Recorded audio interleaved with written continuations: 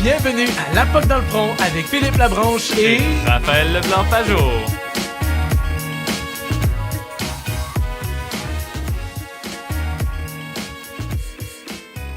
Salut Phil. Salut, ça va bien? Ben oui, toi? Yes! Good. Aujourd'hui, on rencontre Benoît Murray qui a joué de la musique au cégep ce midi. C'était excellent pour de ça. Ouais, vraiment. C'est fin. Donc, bonjour Benoît. Allô, allô. Ça va bien? Oui, vous autres. Ah, certainement. Donc, en fait, tu as joué environ 1 heure de musique, de tes compositions, puis quelques covers aussi. Oui.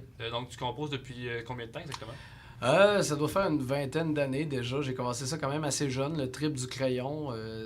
Puis tu sais, j'ai été dans toutes les sortes de médiums possibles finalement. J'ai commencé par le théâtre, c'est allé ensuite vers la musique ou carrément en improvisation, ne serait-ce qu'en 30 secondes de caucus, il y a quand même de l'écriture à faire. Donc c'est le lien qui me fait triper sur la scène, c'est les textes.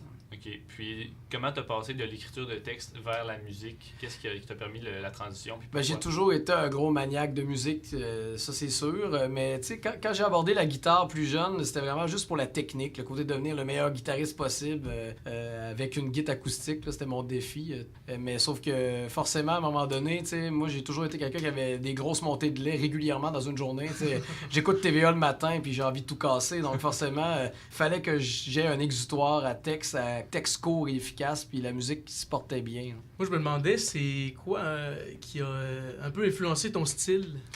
Oui, ben c'est beaucoup les paroliers français, les vieux de la vieille comme les plus récents, c'est-à-dire la musique européenne à l'époque de Brassens, Brel, Ferré. Quand je suis tombé là-dedans vers 18-19 ans, j'ai bien aimé l'ambiance, le côté justement là où le théâtre et la musique se rencontrent finalement, avoir un jeu très théâtralisé en lien avec le bon mot sur le bon accord, c'est ce qui m'a donné le goût de faire des textes de musique finalement.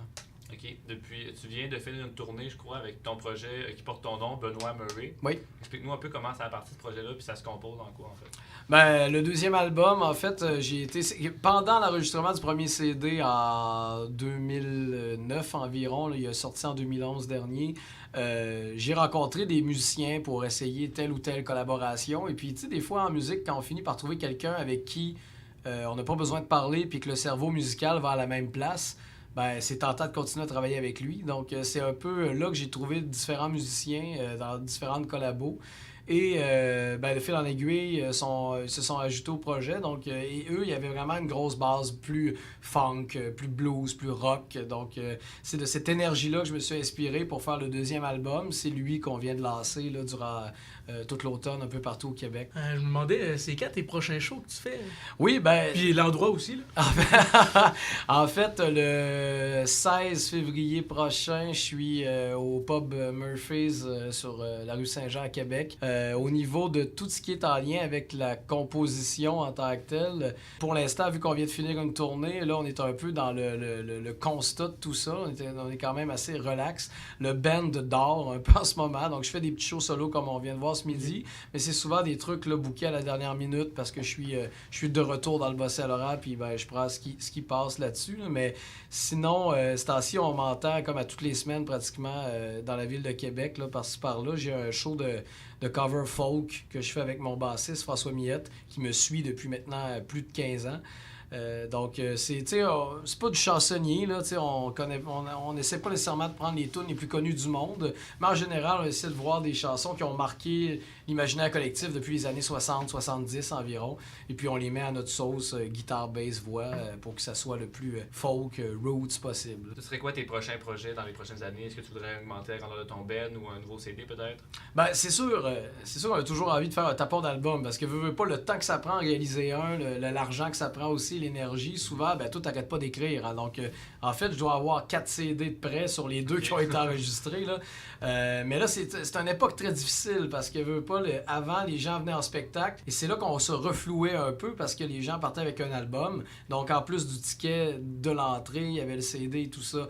Maintenant, les gens ont pratiquement plus de lecteur CD, donc ne plus dans les nouvelles voitures, ne plus dans les nouveaux ordinateurs. Donc, tout le monde veut ça version numérique. Mais qui dit numérique dit prend le temps de retourner chez lui, de peut-être juste écouter, streamer au lieu de l'acheter. Donc, finalement, tu sais, c'est de plus en plus compliqué de faire des tournées un peu partout dans le Québec et de les mettre vraiment rentabilisantes. Là. Donc, ce qu'on aurait envie de faire bientôt, c'est soit sortir des singles quand on le sent, tiens, un nouvel extrait radio, un nouveau vidéoclip, exister un peu sur les médias sociaux en général le plus possible. Et sinon, ben, frapper fort là, dans peut-être 1 an ou 2 avec un gros projet multidisciplinaire là, sur scène. Donc prendre des grosses salles cette fois-ci, intégrer une mise en scène plus théâtrale avec les musiciens, des comédiens, des scénographies en lien avec des gens en art visuel. Donc qu'on reconnaisse la plume de différents artistes. Une collabo. Je pense qu'en général, les arts existent grâce aux collaborations actuellement et ça reste le but de partager quelque chose. Donc, il faut rester dans cette optique-là, en fait. Sinon, je me demandais, la plateforme Spotify, c'est-tu quelque chose que t'as déjà pensé à utiliser ou...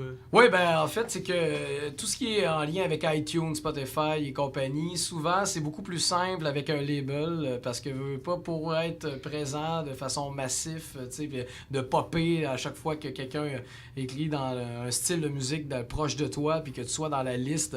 Parce que pas, tu sais, c'est ça, l'ordinateur aujourd'hui, il fait des choix à la place des gens. Hein? Tu donnes un style puis lui, il dit c'est ceux-là qui valent la peine. Donc forcément, il faut injecter quand même un pas pire montant d'une shot. Okay. Donc c'est l'intérêt de travailler avec un label. Moi, je suis en indépendant depuis des années. Là, on est en pourparlers avec Cartel Musique actuellement, qui pourrait peut-être entrer dans la danse dans les prochains mois. Si c'est le cas, c'est le genre de choses qui vont faire suite là, à ce qu'on fait. Mais pour l'instant, on est tout ce que l'indépendant permet. Là, dans le fond, le bouche à oreille, le Bandcamp, vidéo YouTube, Facebook, ce genre de choses-là. Donc, merci Benoît de cet entretien. C'était très intéressant. Puis on va te suivre dans différents spectacles au Bas-Saint-Laurent et à Québec. Merci beaucoup. C'est très intéressant de vous voir à l'œuvre aussi. Merci beaucoup. Bye bye.